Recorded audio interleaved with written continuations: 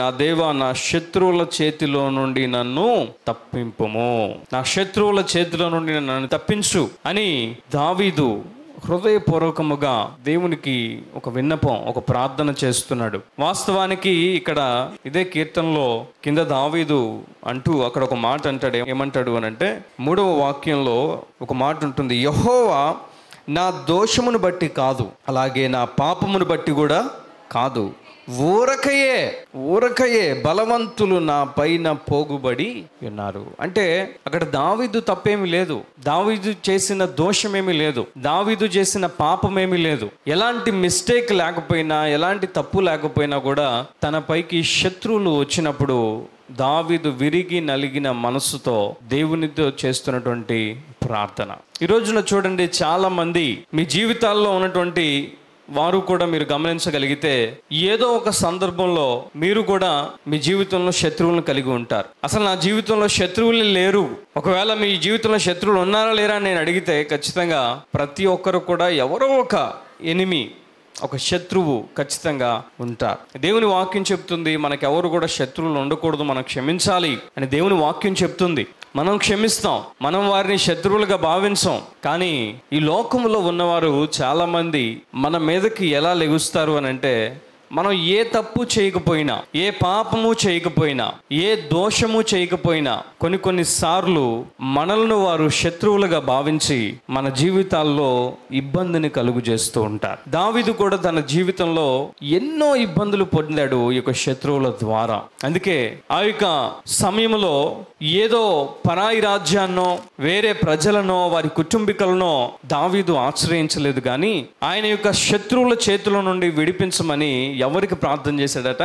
దేవునికి ప్రార్థించా. అందుకే ఇక్కడ రాశాడు, నా దేవా, నా శత్రువుల చేతిలో నుండి నన్ను ఏం చేయాలి? తప్పించు. ఆయన పరాయి రాజ్యాలకు వెళ్ళి నా శత్రువుల నుండి నన్ను రక్షించు, నన్ను కాపాడు అని ఏ రాజు దగ్గరికి వెళ్ళలేదు, ఏ కుటుంబీకుల దగ్గరికి వెళ్ళలేదు, ఏ రాజకీయ నాయకుల దగ్గరికి వెళ్ళలేదు. అయితే ఆయన వెళ్ళింది నేరుగా దేవుని చెంతకు వెళ్ళి ఆయన ప్రార్థించడం ప్రారంభించాడు. అదేంటి అని అంటే, నా శత్రువుల చేతిలో నుండి నన్ను ఏం చేయాలి? తప్పించు. చూడండి, మనము కూడా మన జీవితాల్లో ఒకవేళ ఏ తప్పు చేయకపోయి ఉండొచ్చు. ఒకవేళ తప్పు చేస్తే నీ మీద వారు శత్రువులుగా ఉండటం అనేది సహజం. అయితే కొన్ని సార్లు నీ పాపం ఏం లేకపోయినా, నీ దోషం ఏం లేకపోయినా, నువ్వు చేసిన తప్పేమి లేకపోయినా, నీ మిస్టేక్ ఏమి లేకపోయినా సరే అనేక మంది నిన్ను ఏదో విధముగా వారు హింసించటానికి, నిన్ను చిత్రహింసలు పెట్టడానికి, ఏదో ఒక విధముగా నీకు హాని కల్పించాలి అనేటువంటి భావన చేత అనేక మంది లేస్తారు. జీవితం అన్నాక అందరూ కూడా మనం చెప్పింది వినేటువంటి వారు, అందరూ కూడా మనతో స్నేహపూర్వకంగా ఉంటారు అనడానికి అవకాశం ఏమాత్రం కూడా లేదు. అది మీ కుటుంబంలో అవ్వచ్చు, మీరు పనిచేసేటువంటి చోట అవ్వచ్చు, మీరు చదువుకునే చోట అవ్వచ్చు, ఎక్కడొక చోట మీ తప్పు లేకపోయినా మీ జీవితంలో శత్రువులను సంపాదించుకొని ఒకవేళ ఉన్నావేమో. అయితే దావీదు ఎక్కడికి వెళ్ళాడు అని అంటే, నేరుగా దేవుని దగ్గరికి వెళ్ళి ప్రార్థిస్తున్నాడు, ఆ శత్రువుల చేతిలో నుండి నువ్వేం చేయాలి? నన్ను తప్పించు. అలాగే ఇదే కీర్తనలో అక్కడ ఒక మాట ఉంటుంది.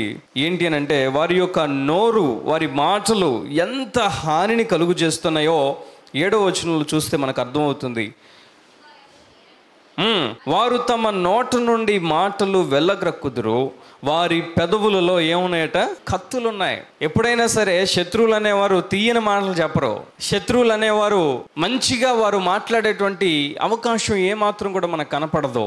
శత్రువుల పెదవులు ఎలా ఉంటాయంటే కత్తుల్లాగా ఉంటాయి. నిన్ను ఏదో ఒక రీతిగా బాధ పెట్టాలి, హింసించాలి అని ఆలోచన చేస్తూ ఉంటారు. ఎన్నో సంవత్సరాల క్రితం ఈ కీర్తన దావీదు రాసినప్పటికీ ఇప్పటికీ మనుషుల్లో ఏ విధమైన మార్పు వచ్చిందా చెప్పండి? ఎలాంటి మార్పు కూడా లేదు. ఆనాడు ఎలా అయితే దావీదును మాటలతో హింసించారో, ఈ రోజును కూడా ఒకవేళ అనేక మంది శత్రువులు నీ మీద వ్యతిరేకంగా అనేక మాటలు ఒకవేళ చెప్తున్నారేమో. ఈ రోజున నీ యొక్క నిజాయితీని, నీ యొక్క పరిశుద్ధతను వెల్లడిపరుచుకోవడానికి ఒకవేళ అవకాశం లేదేమో. ఈ లోకానికి కావాల్సింది ఏంటి అని అంటే సాక్ష్యం కావాలి కదా. నువ్వు పాపం చేయలేదు, నువ్వు తప్పు చేయలేదు, నువ్వు మిస్టేక్ చేయలేదు అని వేరే వ్యక్తులు నమ్మాలి అని అంటే ఎవరో ఒకళ్ళు నీ కొరకు సాక్ష్యం చెప్పాలి. అయితే అలాంటి సాక్ష్యము చెప్పడానికి కూడా అవకాశం లేనప్పుడు నీ యొక్క నిజాయితీని, నీ యొక్క మనస్తత్వాన్ని, నీ మంచితనాన్ని నీ శత్రువులకు నువ్వు ఎప్పుడు కూడా కనపరుచుకోలేవు. అలాంటప్పుడు ఎవరిని మనం ఆశ్రయించగలవంటే, అందుకే దేవునిని దావీదు ఆశ్రయించాడు. నా శత్రువుల చేతుల నుండి నన్ను తప్పించమని దేవునికి ఆయన మొరపెట్టడం జరిగింది. కాబట్టి ఈ రోజున దేవుని సన్నిధిలో కూర్చున్నావు, కానీ నీవు నీ జీవితంలో కూడా అనేకమైనటువంటి మాటల ద్వారా ఒకవేళ బాధపడుతున్నప్పుడు, ఒకవేళ నీ జీవితంలో ఇంతమంది శత్రువులు నేను సంపాదించుకున్నాను, ఎలాగ వీరి చేతులను నేను తప్పించుకోగలను అని అనుకుంటున్నావేమో, దావీదులాగా విరిగి నలిగిన మనస్సుతో మనం ఎప్పుడైతే దేవుని సన్నిధిలో ప్రార్థిస్తామో, దేవుడు మన శత్రువుల సంగతి చూసుకుంటాడు. గట్టిగా హల్లెలూయా చెప్పండి. హల్లెలూయా. మనం ఏమి చేయవలసిన పని లేదు. మనం కూడా వారి పెదవుల వరే కత్తులు పెట్టుకోవాల్సిన పని ఏమాత్రము కూడా లేదు. వారి వలె దూషణకరమైన మాటలు మాట్లాడవలసిన పని ఏమాత్రము లేదు. వారిలాగా ఏదో విధంగా బాధ పెట్టాలి, ఏదో విధంగా వారిని తక్కువ చేయాలి, వారిని హింసించాలి అనేటువంటి చర్యలు ఏమాత్రం మనం చేయవలసిన పని లేదు. కానీ కేవలం మనం చేయవలసింది ఒకటే. పరిశుద్ధ గ్రంథంలో దేవుడు మనకు ఒక మాదిరిని ఉంచాడు, దావీదుని.